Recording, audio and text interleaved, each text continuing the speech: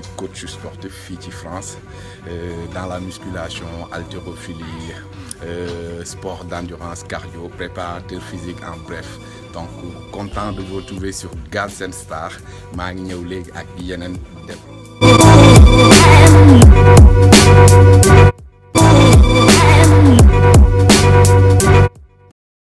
Salaamaaleykum tout le monde, bonjour. maa ngi nuyu bépp internaute Galsen Star di leen jaajëfal di kontaan ci invitation bi di nuyu aussi suma bépp followers que ça soit sur YouTube, Instagram, Facebook, Snap ak toutes les plateformes yi nga xam ne maa ngi ciy évoluer kontaan naa di wax merci encore pour l'invitation.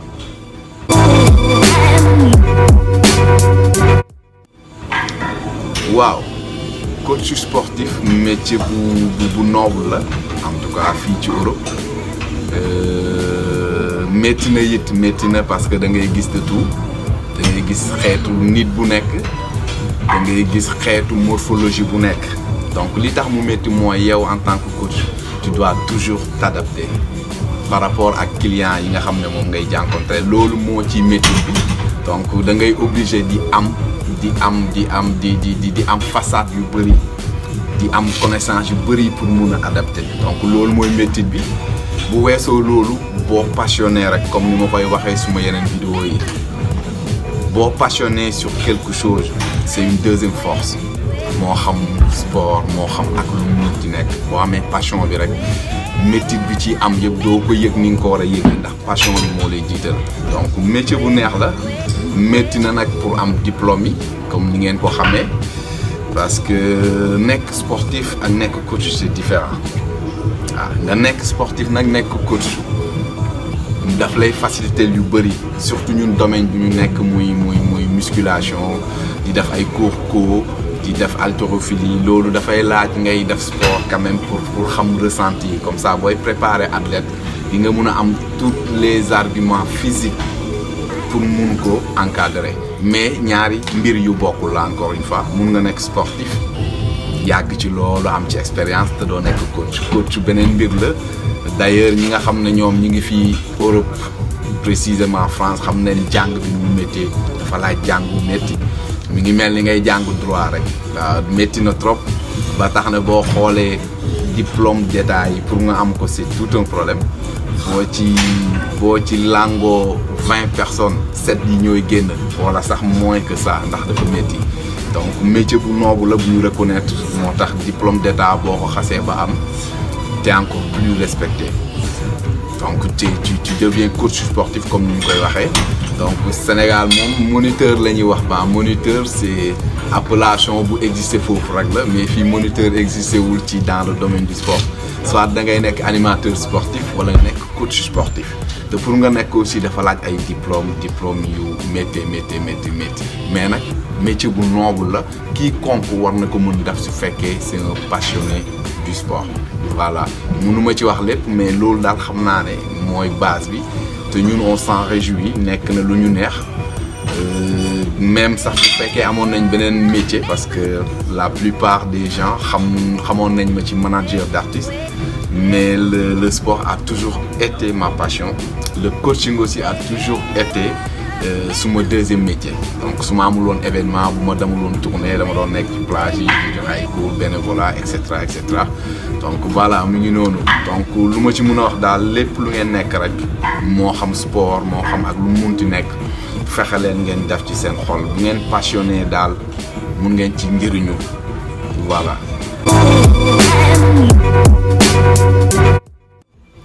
waaw sport moom comme niñ ko xamee njëriñ bi bari na am na ci nag benn côté boo xam ne nit ñi dañ koy umpule moo xam nit ku weex moo xam nit ku ñuul mais base bi déjà mooy nga am santé sport santé am ton bien-être xam nga physiquement nga mun ci plaire wala mun a plaire à des gens et cetera mais am na beneen point bu important aussi boo xam ne ni sport njëriñu sport la moo tax ñi nga xam ne ñu ngi may suivre sur YouTube wala ci sama plateforme yi dinañ gis toujours may adapter benn phrase di wax ne sport et vie quotidienne donc sport lépp li nga xam ne yaa ngi koy daj sport moo xam sport de salle moo xam ngay dem stade moo xam ak foo ko munti defee sport bi lu mu la mun a jëriñ hors de li ma fi lim léegi mooy mentalité bi jikko parce que boo ñëwee di def sport ak ñi fiy fekkante yaa ngi def ay effort pour pouvoir atteindre un objectif même effort yooyu moom nga war a def dans ta vie quotidienne pour atteindre tes objectifs moo xam médecin nga footballeur mécanicien maçon et cetera mentalité bi ngay am ba boo nekkee par exemple kenn ci salle bi gis ko muy am problème mu difficulté soulever un poids nga assister ko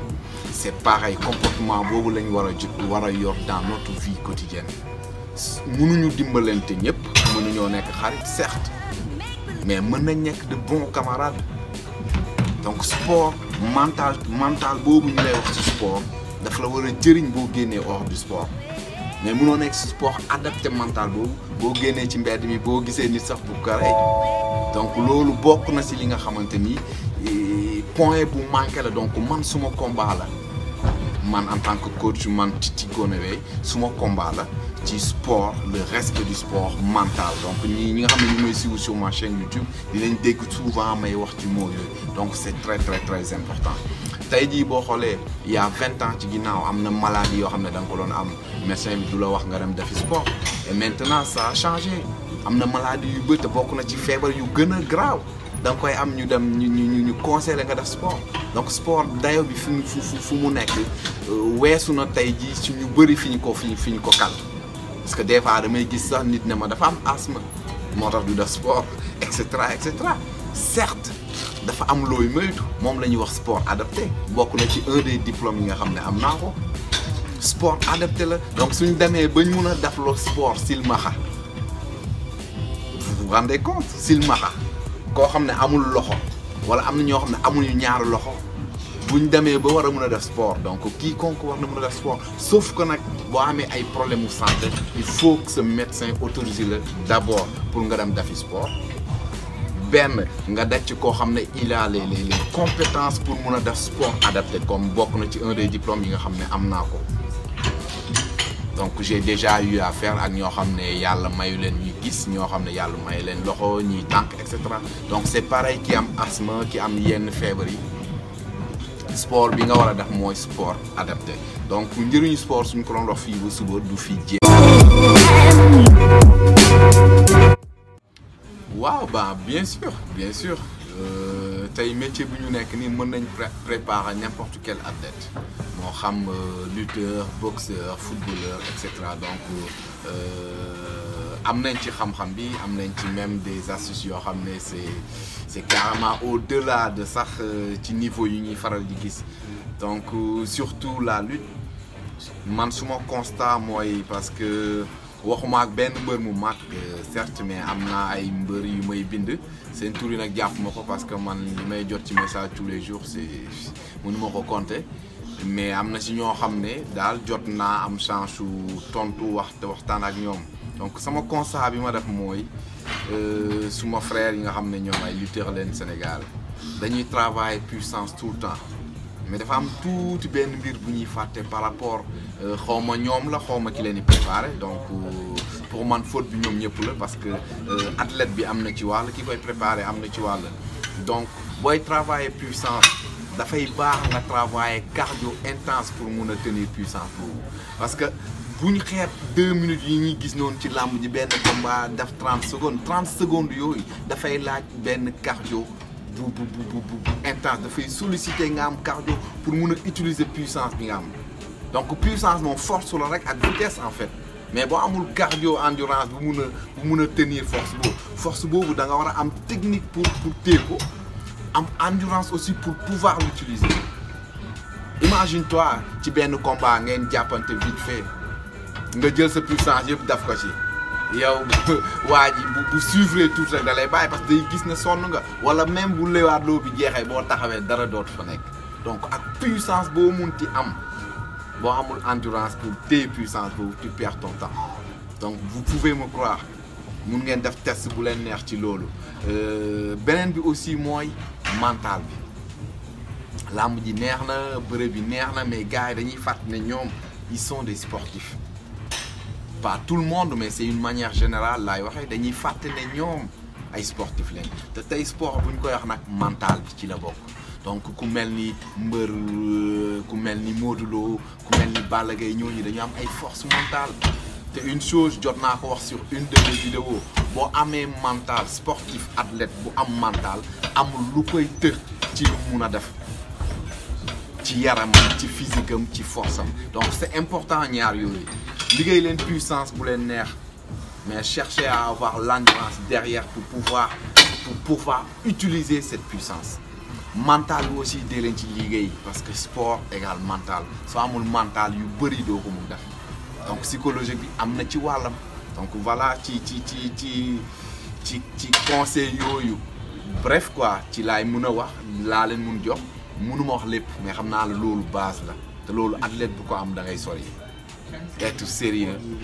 lekk bu doy nelaw bu doy surtout récupération bi du nelaw rek attention lekk bi ngay lekk aussi daf lay permettre ngay récupérer facilement donc détail yooyu képp kuy athlète même képp kuy sportif même amateur da nga ko war a xam surtout nag athlète bi nga xam ne day compétir parce que sportif moom sportif la rek attention la compétition c'est juste une option dans le sport benn option la rek mais base bi ñun ñëpp ñoo ko yemale kuy def compétition ak ko dul def da nga war di nelaw bu doy di lekk bu baax di éviter yenn yi di éviter di stresser trop les muscles ba ci séance bi ngay def sa am na ay séance de remise en forme suñ la waxee séance de remise en forme séance boo xam ne ça te permet de se reposer aussi donc mi ngi noonu mënuma wax lépp franchement mais xam naa ne loolu daal maa ngi koy ñaax ñëpp di ko ñaax suma bopp di ko ñaax tout le monde képp xam ne yaa ngi def sport rawatina athlète voilà. waaw loolu pii question bu may sawar a tontu la parce que ñun ñëpp xam nañ yow t'es un frère du tay rek depuis showbiz yaa ngi may suivre te xam nga fu ma toll ci Sénégal donc projet bi gaa xam nga ci dara donc dinaa ci wax tuuti rek pour les internautes waaw projet bi mi ngi fii ça fait un bon moment ñu ngi ciy nekk mais xam nga man yàkkamtiwuma suma dara te comme dafa nekk projet bu mag a mag donc mënuñ ci dem ak précipitation dañ ciy dem ak xam-xam dem ci ak temps surtout parce que dafa laaj temps pour ñu def ko parce que dama bëgg projet boobu su ma ko defee ay yeneen nit doomu Sénégal mën ci référé wu def loolu parce que nekk coach sportif métier bu noble la fii ci France yaa gën a yey sax fonctionnaire bi donc du métier wu caaxaan ba tax ne ma bëgg dans l'avenir nekkul dans l'immédiat comme ni ma leen ko waxee projet bu ñuy togg la dafa laaj vraiment beaucoup d'efforts beaucoup de financement et cetera li ma bëgg en premier temps mooy créer fa loo xam ne bépp catégorie sportive di nga ci mën a gis sa bopp.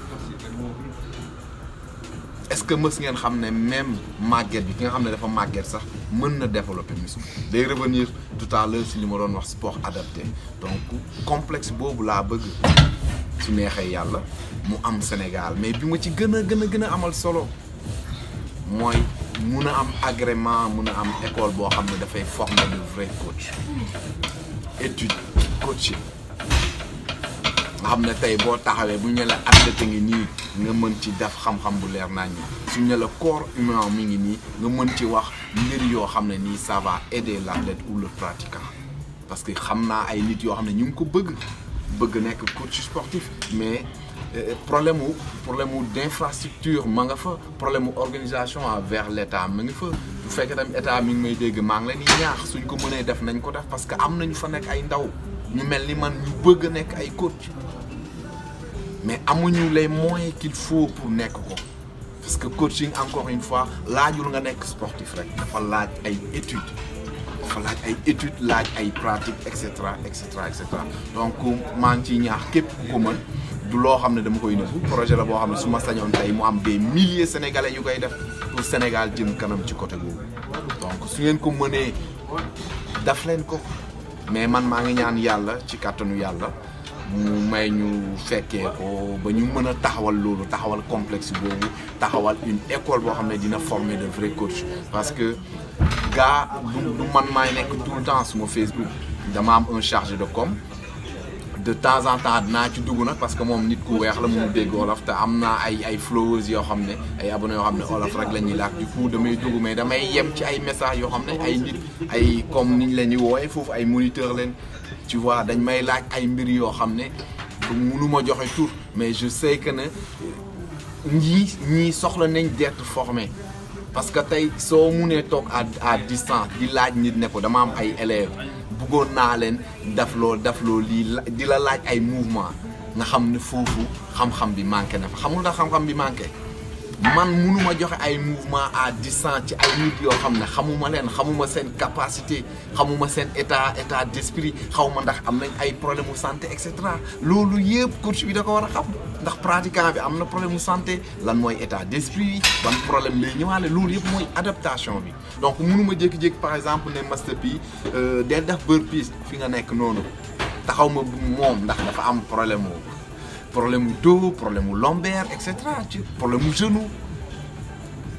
donc du seen faute parce que état bi moo war a taxawal ay mbir yoo xam ne dinañ ci mën a former de vrai coach taxaw teg fa ay xam-xam bu ñu am gàcce ci loolu bu fekkee ñi fa nekk mënul leen jàngal ce qu'il faut savoir ñu dem jëli ko beneen réew indi ko moo xam réew Afrique wala Europe wala États-Unis qu'importe mais na fa loolu taxaw gars yi am xam-xam bi war pour mun a dimbale ñi ci coaching c'est un métier noble du métier wu caaxaan. jàng bi métti na fii diplôme d'état yi di nga jàng 1 an boo xam ne da ngay xëy di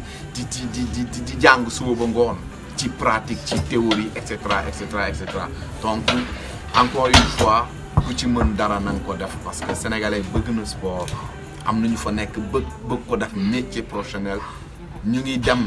ay jàmbaar la ñaa parce que ñu ngi dem avec les moyens du bord su ma sañoon nag su ci nit mënee dara ci loolu moo xam nga bokk ci état moo xam nga nekk ni sénégalais comme moi di représenter le pays soo ci amee ay pexe daf ko mais bien sûr monsieur ci am naa ay projet loolu laa ci mën a wax am na yeneen mais bii xam naa ne moom laa teniroon pour partager ko ak les internautes ak képp ku ñuy déglu ñu xam ne loolu am na sénégalais yu fa nekk yu ko bëgg te maa ngi ñaan yàlla ku ko mën nga daf ko voilà. waaw xanaa di remercier waat rek comme li ma wax ci début bi ça fait plaisir nga gis ay nit reconnaître li ngay def ba mun la inviter tey di la poser ay questions ngay wax ci li ngay def gaa xamuñu lépp le sport est tellement vaste kenn mënu ci maîtriser lépp mais la base elle est là